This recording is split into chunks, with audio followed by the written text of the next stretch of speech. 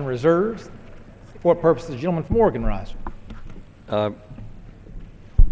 Yield myself such time as I might consume. The gentleman is recognized. Thank you, Mr. Speaker. As someone who represents rural and forested communities that depend upon our national forests, this is an issue I care deeply about, and I know my colleagues on the other side care deeply about this too. We have many common concerns in terms of forest health, in terms of fuel reduction, in terms of dealing with bug infestations and other things. There's, I think, a common interest in finding solutions to better manage our federal forests. Millions of acres are in need of restoration to address disease, bugs, climate change, and fire, which was made painfully clear again this summer. We need a long-term plan to provide for our rural forested counties. Right now, many of these counties are struggling to stay afloat. Counties in my district, for example, are near bankruptcy. Critical county services like public health, education, roads, and most importantly, law enforcement have been slashed to the point where some counties have no rural sheriff's patrols, and prisoners have been let out of jail, prisoners who should not be let out of jail. The federal government made a commitment to these counties 100 years ago. Congress should honor that commitment. I think there are bipartisan ways to honor that commitment. The inclusion of 1 year of county payments at fiscal year 2010 levels, substantially more than those proposed in recent legislation in the Senate, will provide a lifeline to more than 600 forested counties in 41 states. I want to thank the chairman for his hard work on this provision in the bill. Any long-term solution on forest management will require bridge payments to counties. This bill provides a bridge payment. This bill includes an extension of stewardship contracting authority and allows our federal agencies to offer contracts up to 20 years.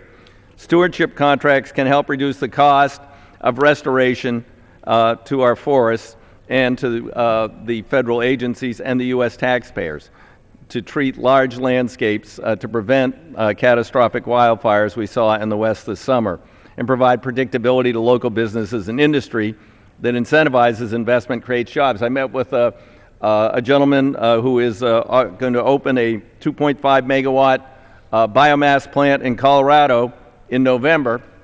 He's doing that with a 10-year stewardship contract on dead bug kill in the vicinity of his plant. It was done through a collaborative process, and the result is the Forest Service will be able to do fuel reduction on twice as much acreage as if they had to appropriate taxpayer money to do it. And he told me if that was extended to 20 years, which this bill does, that the cost would come down even more. So we will create electricity, make these forests more healthy by utilizing that biomass. And I particularly want to thank the chairman for working with Representative Walden, Representative Schrader, and myself to include our balanced, bipartisan solution for the statutorily unique O&C lands. These lands exist nowhere else in the country. They are historically, statutorily, and geographically unique. The solution we came up with for these unique lands would not be appropriate for other land included in the larger bill. I spent many hours with Representative Walden and Representative Schrader and with you, Mr. Chairman, to work out a reasonable and fair solution to an incredibly complex and long-standing controversy in Western Oregon. I admit it's not a perfect solution. There are things I would change. There are things that Representative Walden would change. There are things that Representative Schrader would change. And Mr. Chairman, I'm certain there are things that you would have done differently. But that's a legislative process at its best. We did the best we could do and came up with a strong proposal. It's an Oregon solution to an Oregon problem, and I'm pleased to see it included in this legislation.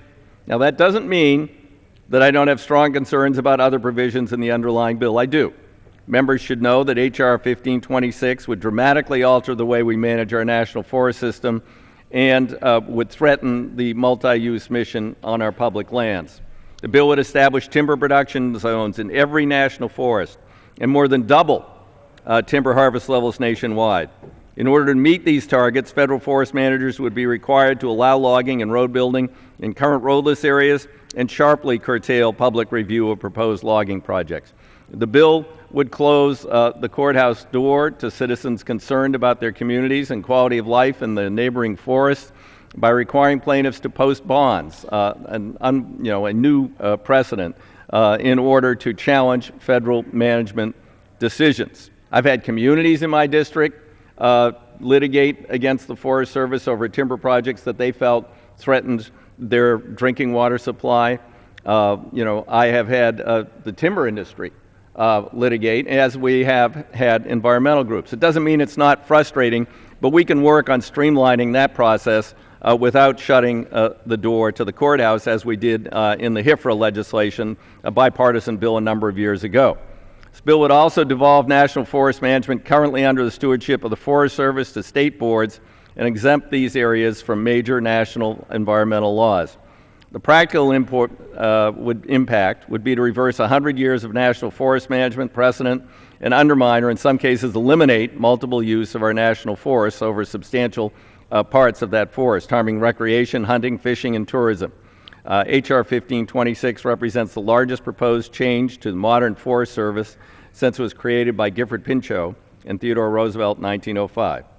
I want to reiterate, Mr. Chairman and Mr. Speaker, that Democrats stand ready to work with our colleagues on the other side of the aisle on forest management.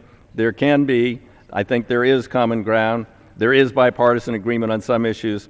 Hopefully this bill is the beginning of that conversation, not the end, as we attempt to have a real legislative process with the Senate on these issues. And with that, Mr. Speaker, I reserve the balance of my time.